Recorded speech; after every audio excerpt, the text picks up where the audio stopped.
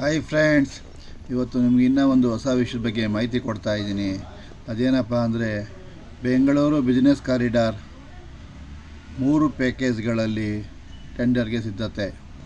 ಅಂದರೆ peripheral ring road ಏನಿತ್ತು ಅದರ ಕಾಮಗಾರಿ ಮತ್ತು ರಸ್ತೆ ಮಾಡೋಕ್ಕೆ 3 ರೀತಿಯಲ್ಲಿ ಟೆಂಡರ್ ಕರೆಯಲು ಸಿದ್ಧತೆ ಮಾಡಲಾಗಿದೆ. ಫ್ರೆಂಡ್ಸ್, ಇದು ಇವತ್ತಿನ ಒಂದು ಲೇಟೆಸ್ಟ್ ನ್ಯೂಸ್ ಆಗಿದೆ.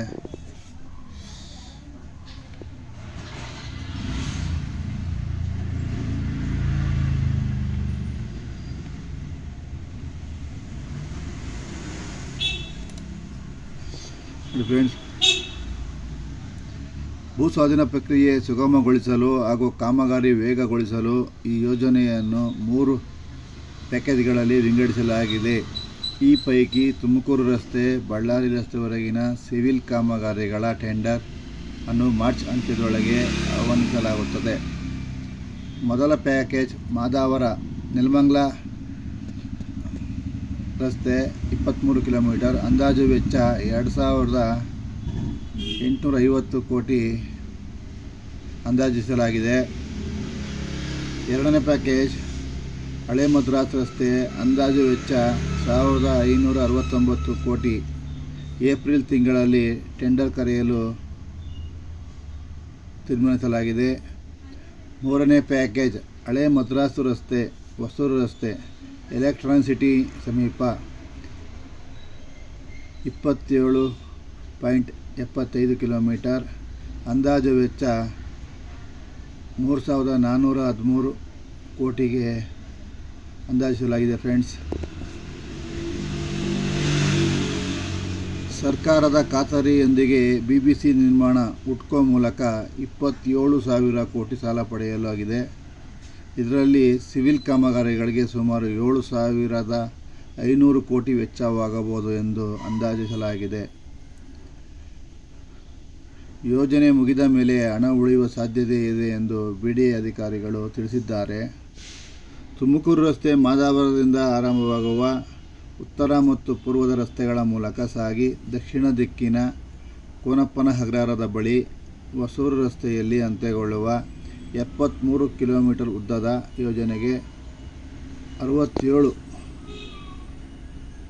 ಗ್ರಾಮಗಳಲ್ಲಿ 2,557 ಎಕರೆ ಸ್ವಾಧೀನಪಡಿಸಿಕೊಳ್ಳಲಾಗುತ್ತಿದೆ. ಈಗಾಗಲೇ 2,810 ಎಕರೆ ಸ್ವಾಧೀನಕ್ಕೆ ಅಂತಿಮ ಅಧಿಸೂಚನೆ ಹೊರಡಿಸಲಾಗಿದೆ. 3,586 ಭೂ ಮಾಲೀಕರ ಪೈಕಿ ಈವರೆಗೂ 500ಕ್ಕೂ ಅಧಿಕ ರೈತರು ಜಮೀನು ಸ್ವಾಧೀನಪಡಿಸಿಕೊಳ್ಳಲು ಸಮ್ಮತಿ ಪತ್ರದಲ್ಲಿ ಪರಿಹಾರ ಕೊಟ್ಟಿದ್ದಾರೆ.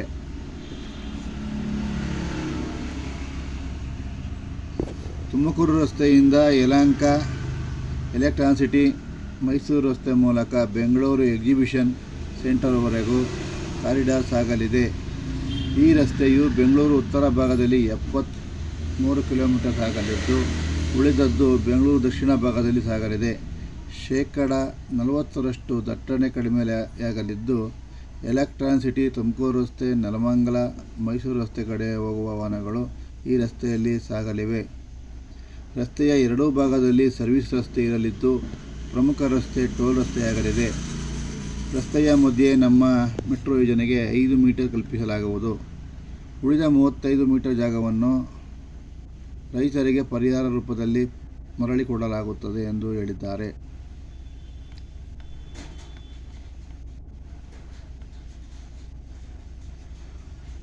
ನಗರಕ್ಕೆ ದೊಡ್ಡ ಮಟ್ಟದಲ್ಲಿ ಅನುಕೂಲ. ಭೂ ಸ್ವಾಧೀನ ಪ್ರಕ್ರಿಯೆ ಸುಗಮಗೊಳಿಸಲು ಈ ಯೋಜನೆಯನ್ನು 3 ಪ್ಯಾಕೇಜ್ಗಳಾಗಿ ವಿಂಗಡಿಸಲಾಗಿದ್ದು, ಮಾರ್ಚ್ನಲ್ಲಿ ಟೆಂಡರ್ ಆರಂಭವಾಗುತ್ತದೆ. ಈ ಪ್ಯಾಕೇಜ್ನ ಮೊತ್ತದ ಮುಖ್ಯಾಂಶಗಳು ಹೀಗಿದೆ. 2,850 ಕೋಟಿ ಮೊದಲ ಹಂತದ ಪ್ಯಾಕೇಜ್, 2,569 ಕೋಟಿ ಎರಡನೇ ಹಂತದ ಪ್ಯಾಕೇಜ್, 3,413 ಕೋಟಿ ಮೂರನೇ ಹಂತದ ಪ್ಯಾಕೇಜ್ಗಾಗಿದೆ. ಹೀಗೆ ಪೆರಿಫೆರಲ್ ರಿಂಗ್ ರೋಡ್ನ